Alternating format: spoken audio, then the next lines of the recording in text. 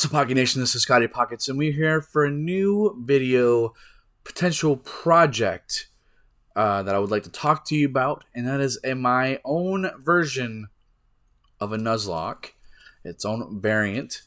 And yeah, I want to talk about it today and maybe challenge y'all to it.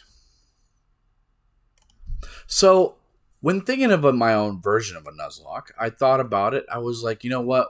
I don't normally complete a Pokedex, or because usually I don't have people to trade with or nothing like that. So I thought about it.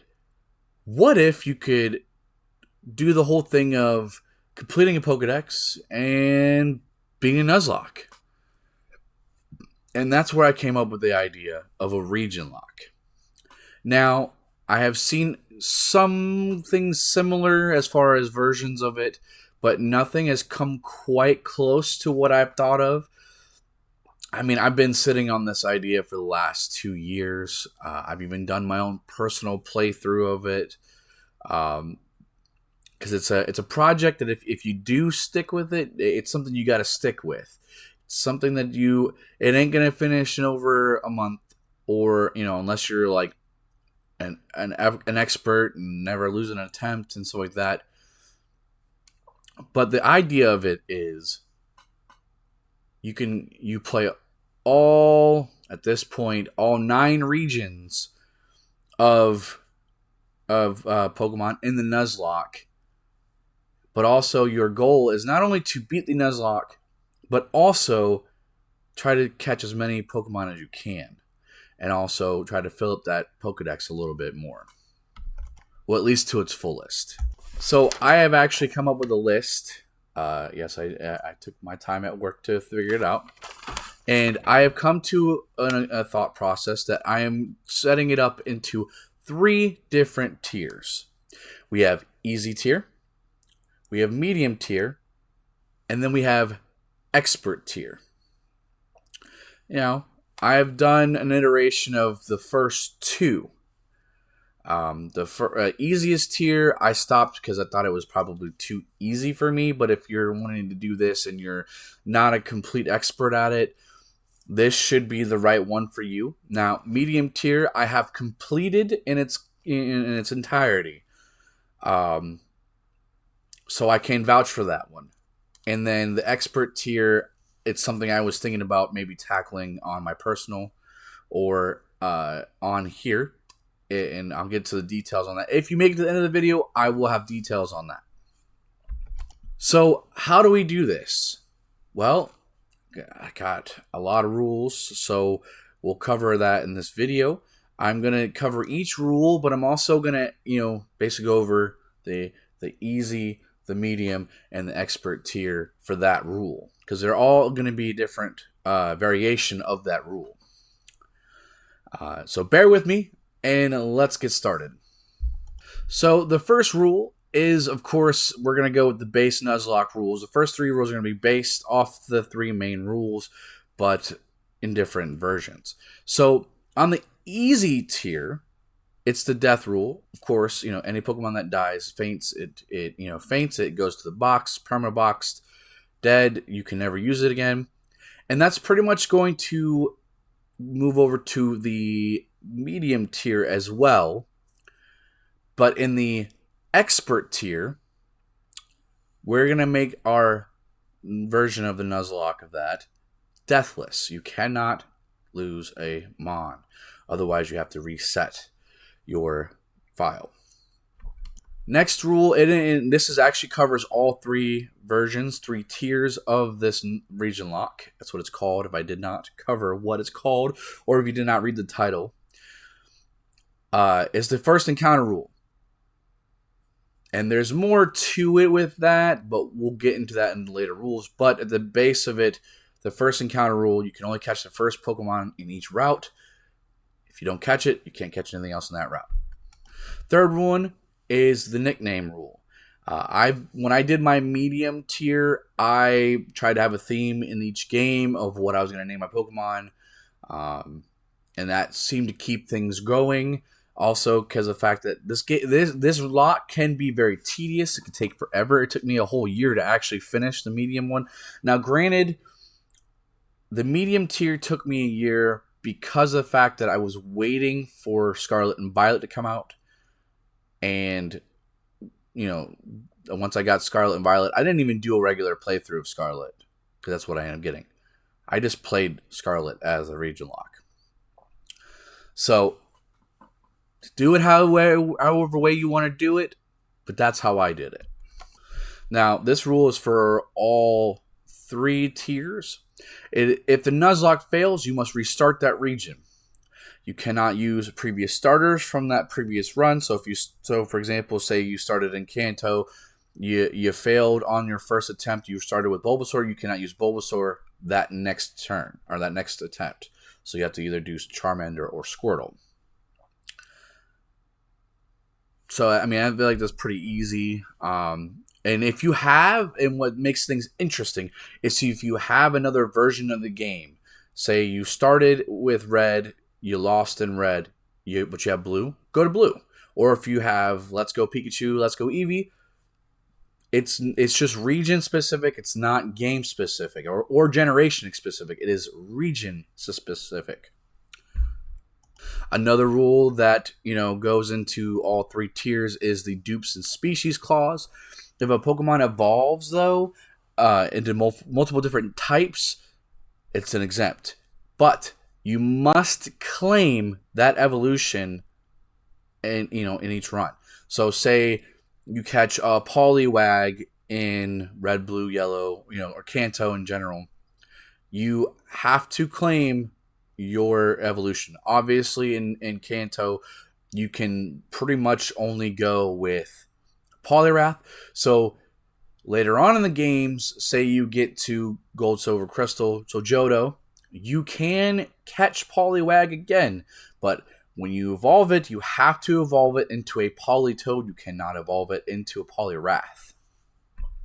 Now, here's a rule that can go amongst all 3, but different ways. So, in easy tier, the shiny clause, shiny Pokemon can be caught and counted as an extra encounter. I feel like that's an easy one, and I think again, this is the easy tier I'm talking about. So, I think that for someone who's new, who just ran into a shiny, you can catch it and use it as an extra encounter.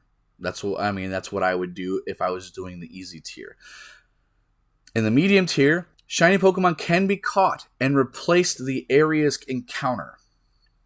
So obviously, if you catch, already caught something and you ran into a shiny in that area, you can catch it and basically null and void the first one.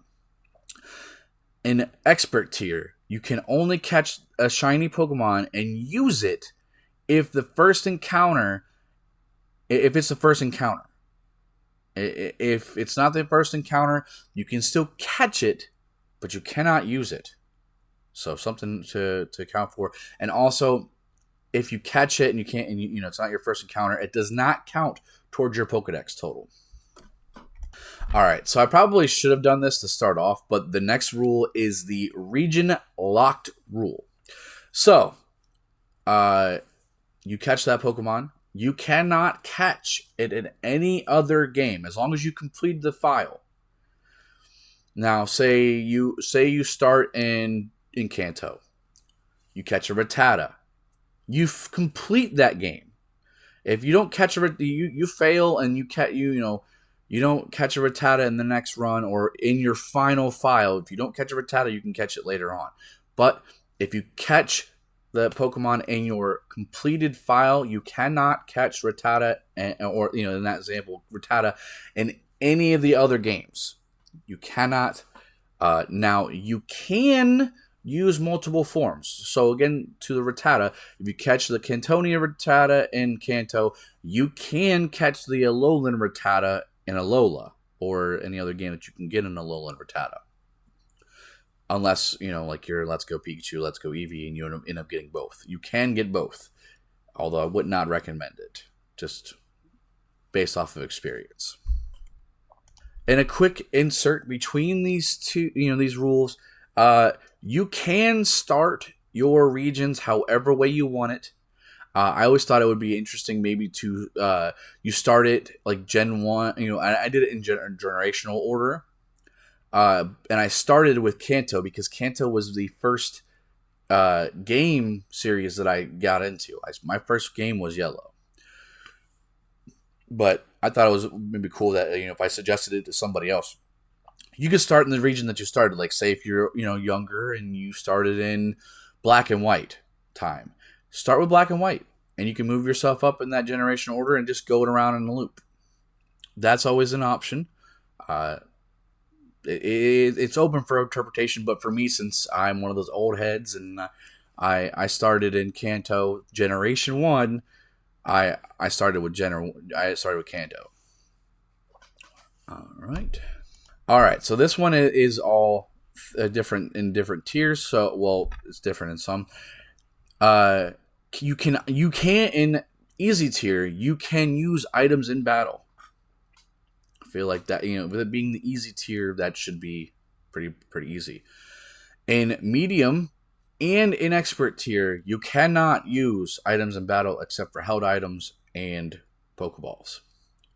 So basically, you're going more into the hardcore Nuzlocke, the higher tier you go. In easy tier, battle mode is switch. Now, medium and an expert, you have to have it as set, except for Paldea. Now, for me, I feel like Paldea is an exception since they don't give you the option to change that. And also, I've tried it with set, and I'm trying to do it in a set way. I just think switch. There's no point if it's not in the game. Don't include it. So that's why Paldea. If I play it, it will not be. There will not. I will switch. I don't. That's fine. But it's up to you. You can do it however way you want it. I just know personally, if it's not in the game to change it, I'm not going to change it. So, because it's not going to make it. To me, it doesn't make it any easier. Since I've played, I've beaten Scarlet with that rule set. It didn't change. To me, it did not change. It didn't make it any easier. Except for I was able to predict what they're going to send out. Or, I was able to match up with them. Or whatever. It doesn't matter. It's still, the game's still a little bit harder with that, either way you go.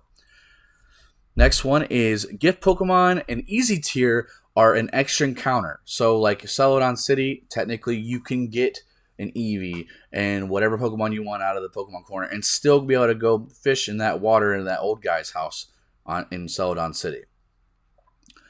In medium tier, gift Pokemon are not free. And as this also goes towards expert tier. Gift Pokemon are not free and count as that area's encounter. So in that scenario, if you get that Eevee in Celadon City, you can't get anything else in that city. Okay. Another one, and this is for all three. Candy Pill, it's okay. You want to use rare candies and so like that. You're more than welcome.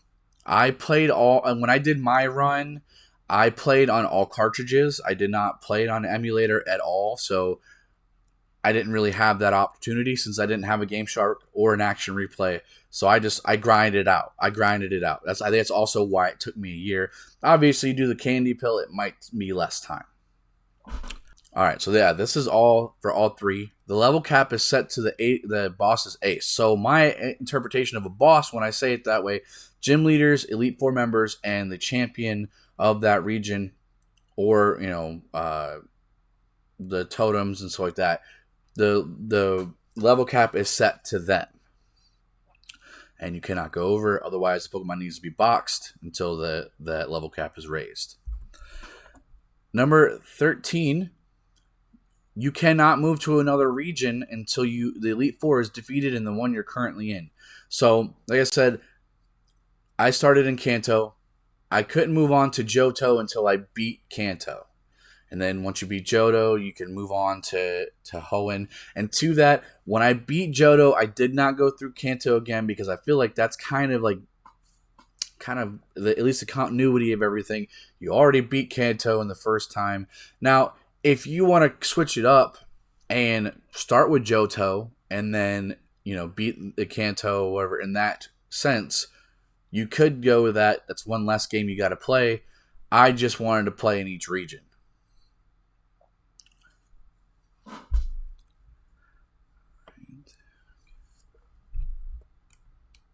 This next rule is kind of it varies depending on the tier.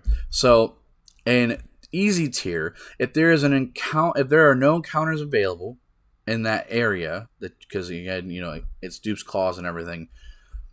If you do not have an available encounter in that area can turn into a token, and it does not carry over to the next region. It is strictly that region. It turns into a token, and in easy tier, you can use that token for gift Pokemon and static mons that would not be normally viable. Like so, for example, with the power plant in Kanto, say you have already gotten an encounter like a Pikachu, a Magnemite, Electabuzz, whichever one. You can use that token to cash in and go get that Zapdos. To that, and I didn't write this down, legendary Pokemon you can use in any of the tiers. To me, I like legendaries, and again, this is part of the whole completing the Pokedex, at least as far as you can with the encounters that you're allowed and everything. I think legendaries are fine as even if it's not even a part of that token rule. You can catch legendaries as long as they are not as long as there wasn't any first encounters in the area before you. So like, was it Geosenge Town, where the HQ for Team Flare, you have to catch Xerneas or a Beltal. You can catch them because you couldn't catch anything else in that region. So that is your area encounter. So yeah, to the token rule, in medium you can so in the medium and expert tier you can only cash those tokens in for gift Pokemon. So in that scenario, say you do end up finding a region or in a region that you do have some tokens. In Celadon City, you can use that on multiple game corner Pokemon, or you can get that EV if you didn't get it. It does not count, but you can't catch anything in that water in Celadon City. But you can cash it in for game corner Pokemon or a gift Pokemon you did not get before because of an encounter. And then let's see the next rule. So, Mega Evolution, Dynamaxing, Z moves, and Terastallization are allowed in every battle in easy tier. In medium tier, you can use them in boss battles and rival battles. And in expert tier, you can use them, but you must assign one Pokemon between each tier, or each gym leader, boss, whatever. You have to designate a Pokemon for that. If they die, which, I mean, in expert, you can't die, so you have to reset the run regardless. But, like, say you end up having two Mega Evolutions in Kalos. You have two Pokemon that can Mega Evolve. You can only have one designated in between gyms. And then once you get that gym, you can reassign it to somebody else if you have another Mega Evolution. Or, Terrastals, all that. All that you can designate them in between gym badges. Super training is allowed, and I think super training in any of the games is allowed because you can EV train and stuff like that. Super training just minimizes it and probably, I believe, kills the time, and you won't have to spend as much time doing that. And then my final rule is the Jaden rule. If I make it to the champion and I wipe, I can get one soft reset once and have another crack at it. And I have that set for all three tiers. Why? You can always tell yourself you don't want to have the Jaden rule, and you don't have to abide by that. A lot of this is open for interpretation. But I feel like if you want to have a full experience of the Regionlocke, these are the rules you want to follow by. And there are different variations too. You can have it to where you hop to different generations after you beat the gym badge. So if you beat Brock and the Kanto, You pause Kanto and you move to Johto, beat Faulkner, then you move on to Roxanne, and then you move on to Rourke. You can move on to Crest, Chili, or Silent. Then move on to Viola. You can move on. Then you can move on to the first totem, Raticate or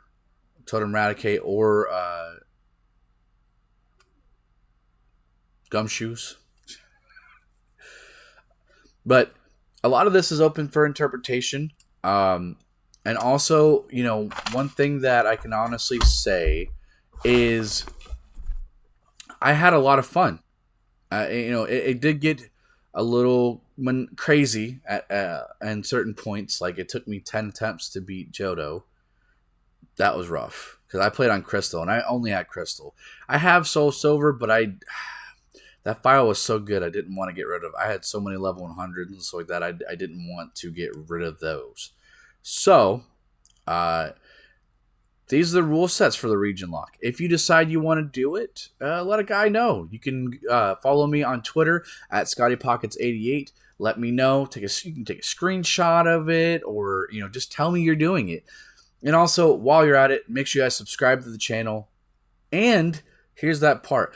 If I get 100 likes on this video before I finish Pokemon Brilliant Diamond Wedlock, which I should give you about a month or two left. If I get 100 likes on this video before we do that, my next project after BDSP will be, I will do a Regionlocke. It's a lot to undertake, and I don't have a lot of space on my computer. That means I'm going to have to get me an external hard drive and all. It's just, I don't want to do it if y'all don't want to see it. Because this is not a Pokemon channel. I did tell you guys that when I did my last update video, that this is not a Pokemon channel. I just love Pokemon. So if I feel like playing it, I'll play it. But if we get 100 likes on this video, I will do a Regionlocke after we finish BDSP. Whether we beat the BDSP or not. At this point, I feel like if you finish it, whether you beat the Nuzlocke or you don't, it's still completed. So once we get to that point, if we get 100 likes on this video, I will do a Regionlocke, and we'll immediately start it. If not, I'll just do my own personal play, and because I have a couple other games I want to play on this channel, so we'll do that. So with that said, make sure you guys hit that like button, subscribe if you have not already, join the Pocket Nation, and also leave a comment in the comment section. And I'll actually use your comment on this video, and I'll name a Pokemon on BDSP. Or even if we do the Regionlocke, I will use your name on a Pokemon. So with that said, I have been your host, Scotty Pockets, and I'll see you guys in the next video. Peace.